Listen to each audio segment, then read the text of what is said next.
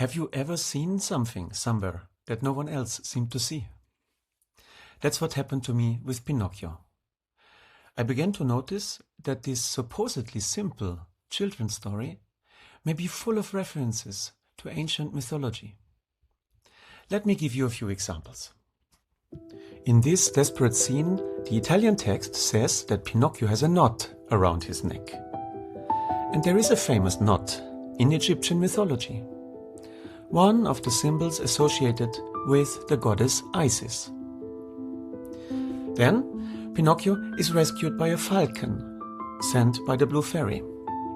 In Egyptian mythology, Isis' son Horus was often depicted with the head of a falcon. Coincidence? Maybe, but I find it intriguing. The eye of Horus has, in modern spiritual contexts, sometimes been associated with the third eye. And that becomes even more intriguing when we place it next to Pinocchio's name.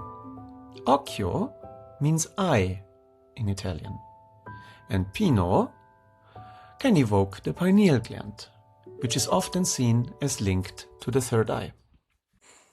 I admit, we simply cannot know what Carlo Collodi, the author of Pinocchio, intended or not with such references. But we can continue looking for subtle clues in the text. And here comes the next one. The Egyptian goddess Isis had counterparts in Greek mythology. One of them was Artemis of Ephesus. Let's now think about Pinocchio's first meeting with the Blue Fairy. Fleeing the fox and the cat, he reaches her Snow White house after, as the text says, almost 2 hours.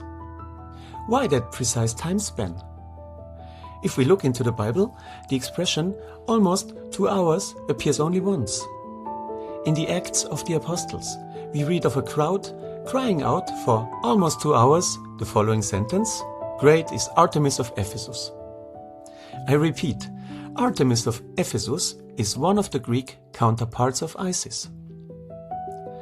And finally, Persephone. We spoke about her last week, about her myth and the arrival of spring. And here again, in Collodi's story, we find several allusions to the change of the seasons, which I read as allusions to Persephone, also known as Isis. As far as I know, I'm the only one reading Pinocchio in this way. And it's just a reading, an interpretation. It's not about proof. Have you ever been in a situation where you were the only one seeing something in a certain way, and yet it felt so right? Let's close this topic with Pinocchio. Here we see him jumping from a cliff to rescue his father Geppetto, who has just been swallowed by the ocean, hundreds of meters away. "Poor boy," the crowd on the shore says, pitying him for this hopeless endeavor.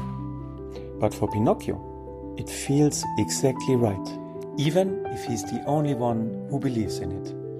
If this resonates with you, please follow my channel.